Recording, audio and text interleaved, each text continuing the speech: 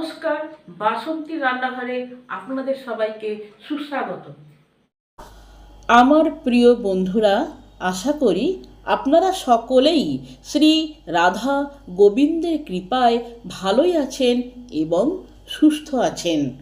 আজকে আমি আপনাদের জন্য নিয়ে এসেছি কুমড়োর যে অংশটা ফেলে দেওয়া হয় সেই অংশ দিয়েই পকোড়া বানিয়েছি।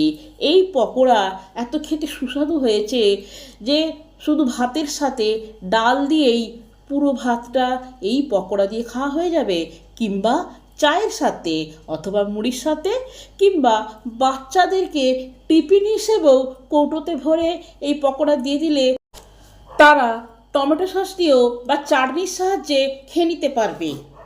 এই ভিডিওটা সম্পূর্ণ দেখা আর আমার চ্যানেলটিকে সাবস্ক্রাইব করার অনুরোধ রইল, কারণ আমি যে নিত্য নতুন ভিডিও বানাবো তার নোটিফিকেশন সবার আগে আপনার কাছেই যাবে।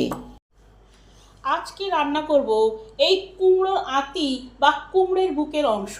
এই অংশটাকে ছুরি দিয়ে ভালো করে কেটে নিয়ে আগে এই অংশটা ফেলে না দিয়ে এটা যদি রান্না করে খাওয়া যায় তে অসম্ভব সুন্দর রেসিপি বানানো যায়। আসুন দেখি এই কুমড়োর আঁটিটা দিয়ে কি রান্না করি। এই যে কুমড়োর আঁটিটা নিয়েছি, এই বীজগুলো রেখে দেবো, বীজগুলো দিয়ে অন্য জিনিস রান্না করা যাবে। এবার এই আঁটিটাকে ছোট ছোট করে কুচি করে নেব।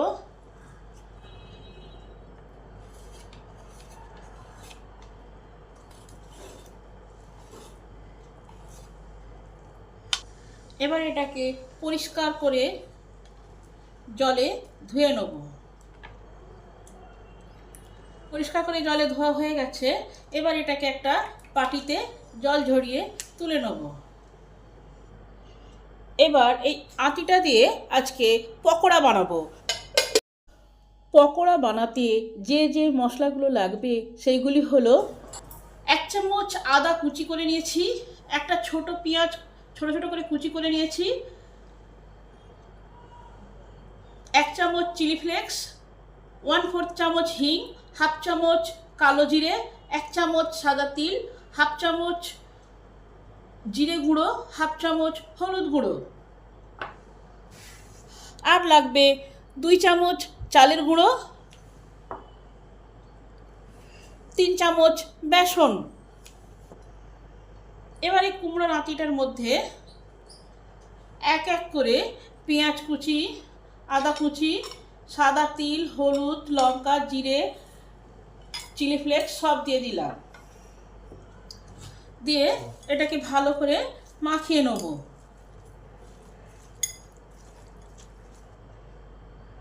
পরিমাণ মতো নুন দেবো। এবার নুন দিয়ে এই পেঁয়াজ আদাকে ভালো করে এর সঙ্গে মেখে নিতে হবে, তাহলে নুনের মধ্যে পেঁয়াজগুলো সব নরমভাবে জ্বলে যাবে।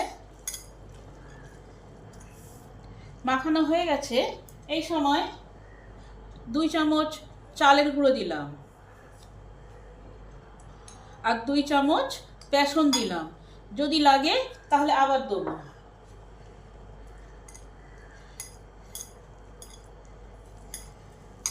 চালের গুঁড়ি না থাকলে আপনারা সুজি দিতে পারেন।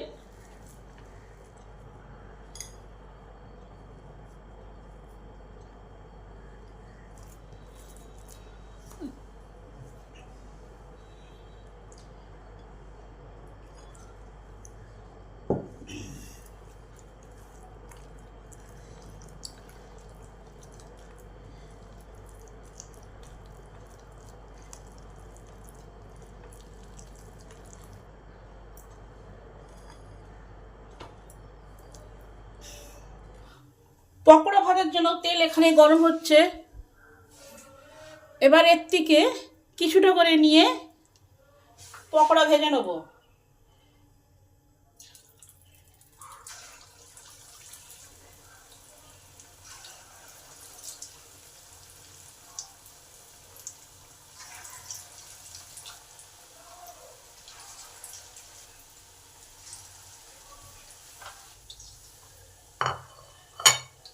পকোড়াগুলোকে সামনে উল্টে পাল্টে ভাজতে হবে লাল লাল করে।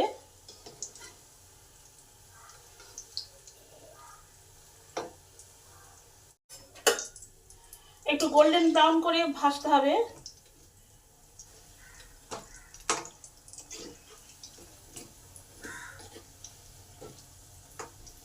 পকোড়াগুলো আমার ভাজা হয়ে এসেছে। এই সময় গ্যাসটাকে হাই হিটে করে দিই। এবার নামিয়ে নেবো।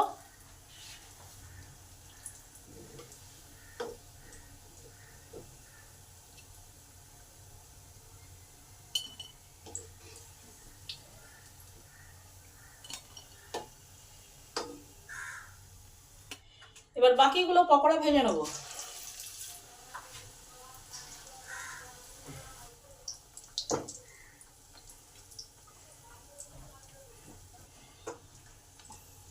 এগুলো মাঝে মাঝে উল্টে পাল্টে ভাজতে হবে, না হলে একদিকটা ভাজা হবে আর অন্য দিক কাঁচা রয়ে যাবে। এগুলো মিডিয়াম আঁচে ভাজতে হবে। এগুলো আমার ভাজা হয়ে গেছে, এবার নামিয়ে নেবো। আপনারাও বাড়িতে এইভাবে কুমড়োর বুকের অংশ বা আঁতি যে নামে ডাকেন সেই জিনিসটা দিয়েই পকোড়া বানিয়ে খেয়ে দেখবেন। রেসিপিটা যদি ভালো হয় তাহলে আমার চ্যানেলটাকে সাবস্ক্রাইব করবেন, লাইক করবেন, কমেন্ট করবেন ও শেয়ার করবেন। ভিডিওটা সম্পূর্ণরূপে দেখার জন্য অসংখ্য ধন্যবাদ। দেখা হচ্ছে অন্য কোনো নতুন ভিডিওতে। জয় শ্রী রাধা গোবিন্দের জয়।